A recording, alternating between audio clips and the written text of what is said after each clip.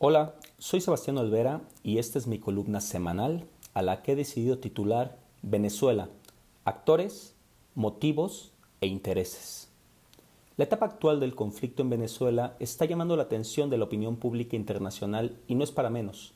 En estos momentos se está dirimiendo el futuro inmediato no solo del país con las reservas petroleras más amplias en el mundo, sino del primer pueblo en la historia que puso un alto al programa neoliberal y planteó al mundo una alternativa. Entre el caudal informativo y de voces que abordan el tema, sin embargo, aún no termina de quedar claro quiénes son los actores en disputa, cuáles sus intereses y qué papel juega el pueblo venezolano en el conflicto. En los siguientes puntos ofrezco de forma muy esquemática algunas claves para entender estas cuestiones. En Venezuela no se está suscitando un conflicto entre dos bandos, el del régimen de Maduro y el de la derecha golpista, de entre los cuales además hay que elegir a uno.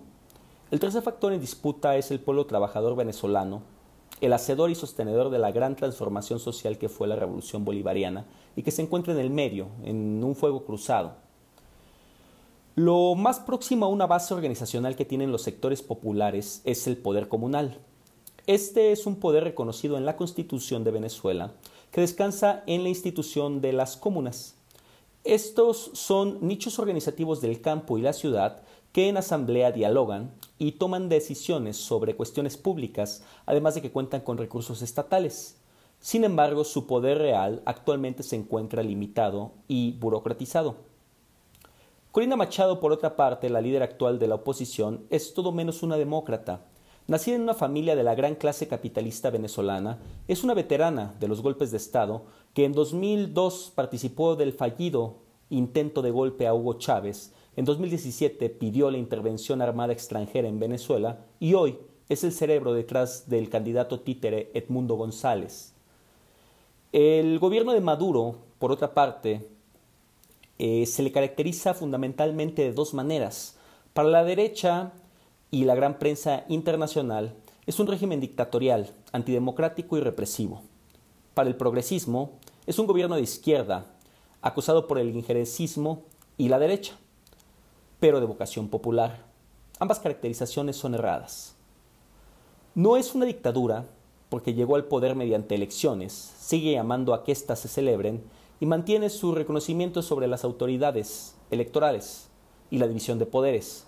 Además, a pesar de su autoritarismo, aún no ha cancelado todos los derechos y las libertades sociales, es decir, no se ha consolidado como un régimen dictatorial.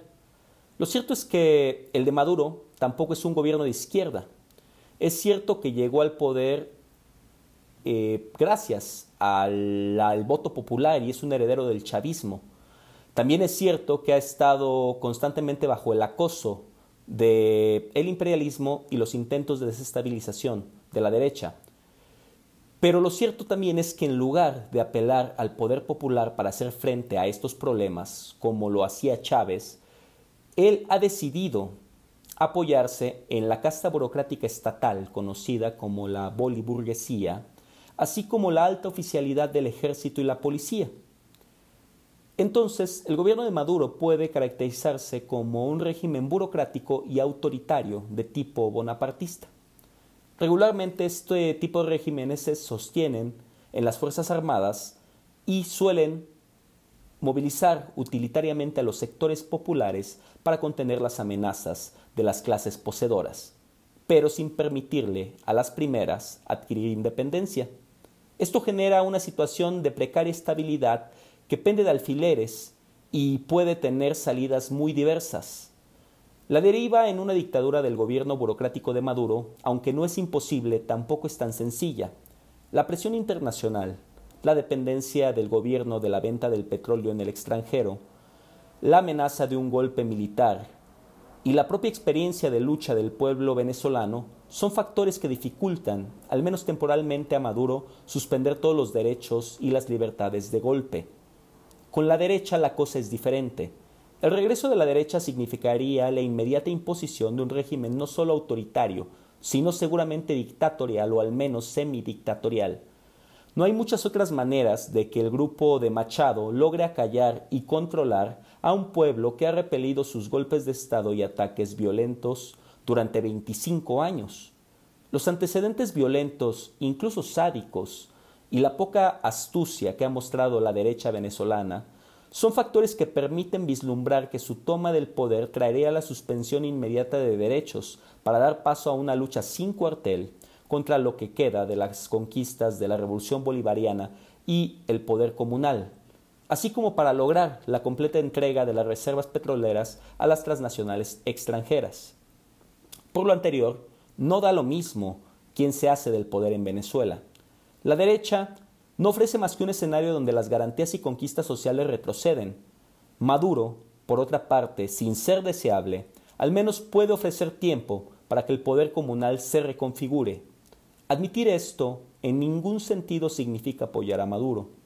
Es tan errado lavarle la cara al régimen de Maduro y apoyarlo acríticamente como decir que da lo mismo si la derecha y el injerencismo extranjero consolidan su golpe. Ningún gobierno extranjero u organismo internacional tiene derecho a vulnerar la soberanía venezolana.